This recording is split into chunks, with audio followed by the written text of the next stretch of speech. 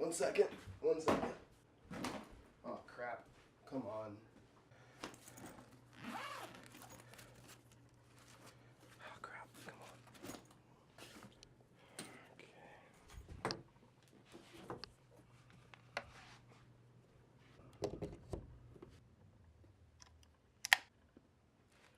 Hey guys, just thought I'd make you a video talking about my current bass rig, and it'll probably be my bass rig for a little bit, because I kept getting questions about the Bugera Veyron tube preamp amp head that I had, and I don't have that amp head anymore, and we'll talk about that a little bit here, and we'll also talk about my pedal board, and that factors into why I got rid of the amp head and why I have the amp head I do now.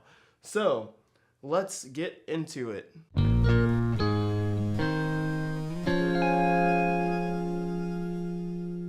Yeah, I got a new little logo thing going on there. It's kind of cool. Let's start with my amp head. My amp head is a BH250. It is a TC Electronic bass amp head. It's completely electronic, no tubes in the system at all. I remember researching it, and a lot of people were like, oh, this is kind of a gimmicky amp because you can have a whole bunch of different like settings and stuff into this one little knob on the front, which is called the tone print. And I was like, well, that's not that gimmicky. It seems pretty useful. So I'm gonna get one and test it out. So basically right now I just use a tone print as a compressor because I didn't want to have a compressor on my pedal board because it's just taking up space that I didn't need. The Bugera Veyron also had a compressor on it, but I feel like with the one on this amp I can go in and I can change things to the way I like.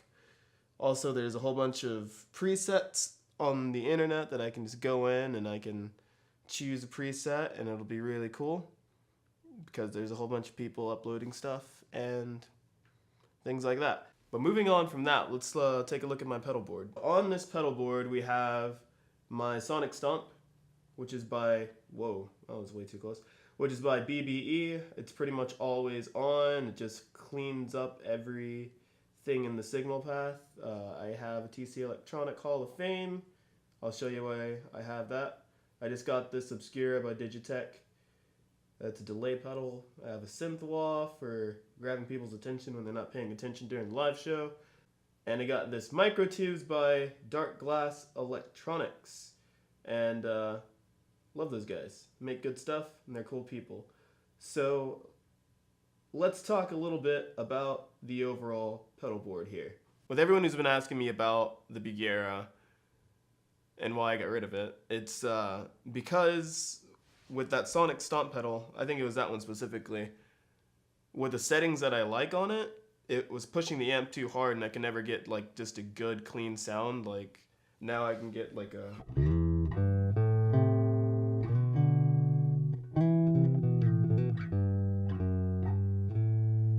just a good clean bass sound. And with that I was constantly getting just a little bit of fuzz underneath it, and I didn't want that because I would have to deal with that in editing and try and get that in the track. And whenever I would compress it, that fuzz level would be right there, and it was just too much for editing, and I didn't like it. And it might have been the fact that I bought it used. The tubes may have been a little bit older than I would have wanted, or a little bit worn or something. But I decided to, I guess, technically downgrade because I got a cheaper amp head. And I think that it was a step forward in the direction that I needed to go. I don't know if you guys would like that kind of fuzz sound, but it just didn't fit my needs. So with that in mind, I moved over to the BH250 and got my clean tone that I wanted. And then went out and bought the Dark Glass Electronics Micro Tubes, B7K preamp, distortion, and that looked like I really just didn't care, like I'm sponsored and I just don't care. But I'm not sponsored by these guys. I wish I was. But I wanted to have my dirty sound at my feet, my distorted sound just right there. So we have kind of the settings I left it at after my last band practice. We're gonna see what that sounds like, and then I guess I'll fiddle with it, and then we'll switch back and forth, and let's talk about that a little bit. So this is with it off.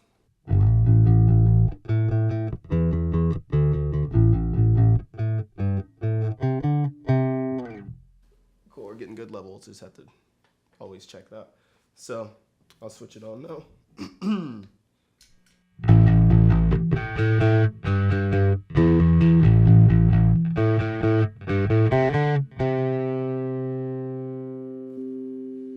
Channel 1 down a little bit.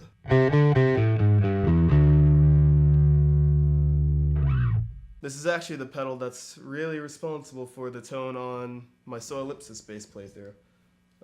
We have the single coil back here. That's what's making all that noise. And then we have this other single coil here. P&J pickups, standard. But we'll stick with that. We'll play through that progression with these current settings.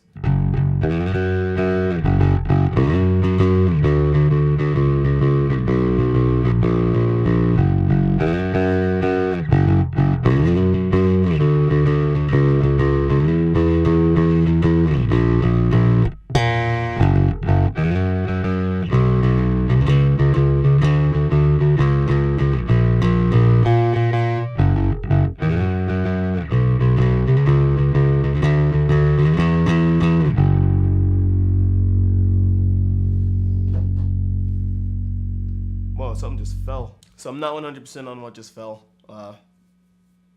It's not that important. Let's take a second and look at how my pedals are aligned and why they're aligned the way they are.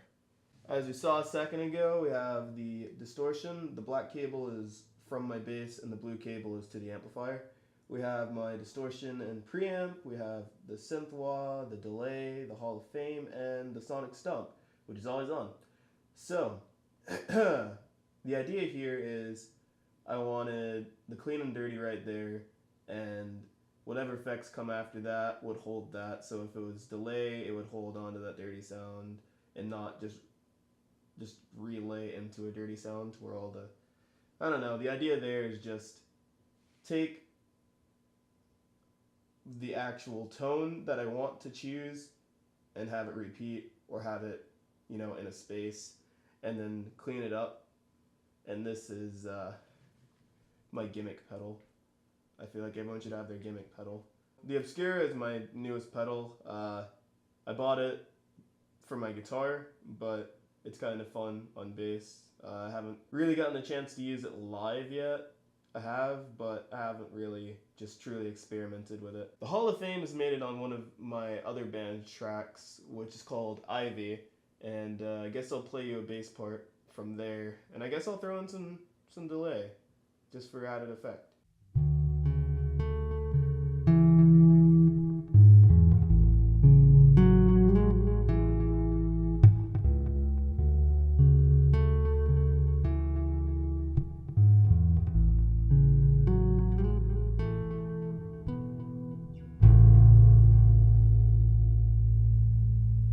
It's moments like that where the compressor on the amp is really necessary, because whenever I'm going,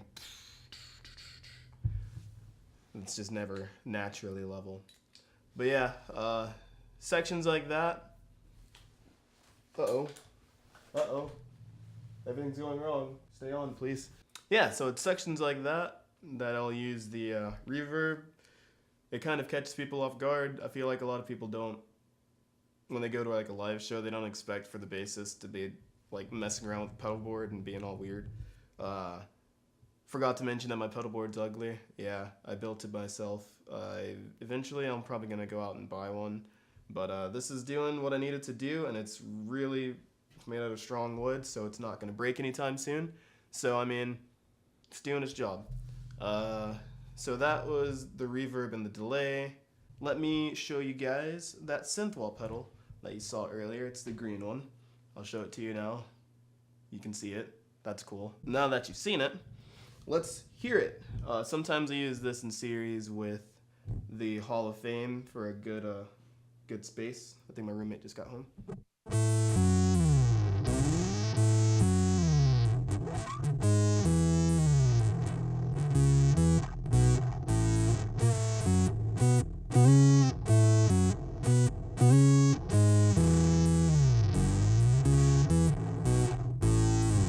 Yes. Let's look at these pedals in a few different like series. So we're gonna do distorted tones first, and then move on from there. Okay, so here's a song that'll be released later this year.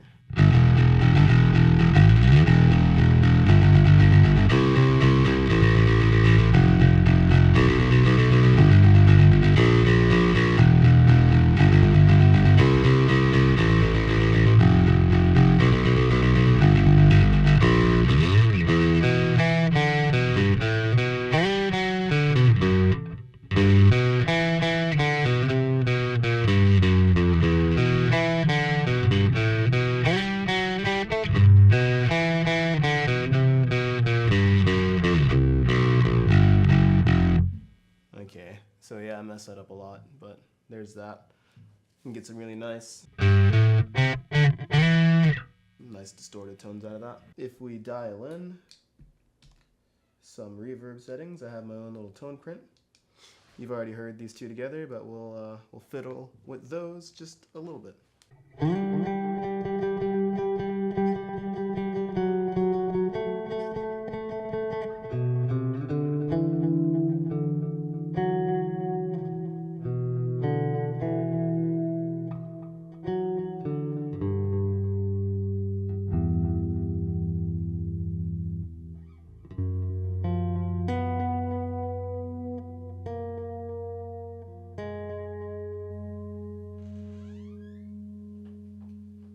Nice. Oh, okay. Just step on all the cameras. Yeah. Fun fact, this is what the bass settings look like. I haven't touched them. I have the mids up a little bit, and I guess the highs and the bass just a little bit behind the mids. Just because I like that. It sounds good on this amplifier, and I can control everything else from my Microtube's B7K. So what I wanted to do lastly is show you exactly what this sonic stomp is doing to my signal chain. This is me playing with it off, and I'm going to exaggerate some things just so you really get a hold of what it's doing. So same distorted bass settings, so you can already hear some fuzz sounds. Let's see, what do we play?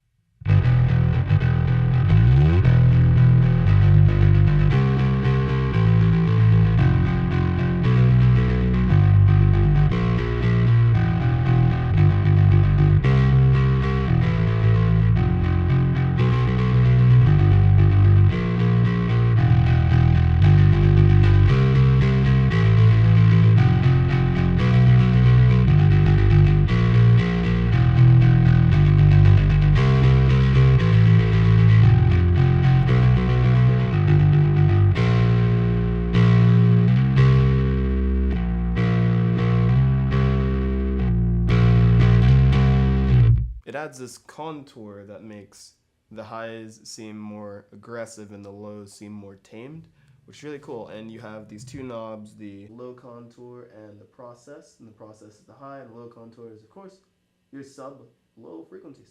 Not sub, I just said that for no reason. But let's exaggerate that a little bit. Same pickups. Don't know why I rolled that off. Okay, we're gonna exaggerate it by taking both of those to 3 o'clock, which is almost all the way up. So let's start with it off, and we'll play Solipsis. Oh, we don't need this to be off. When did this go off?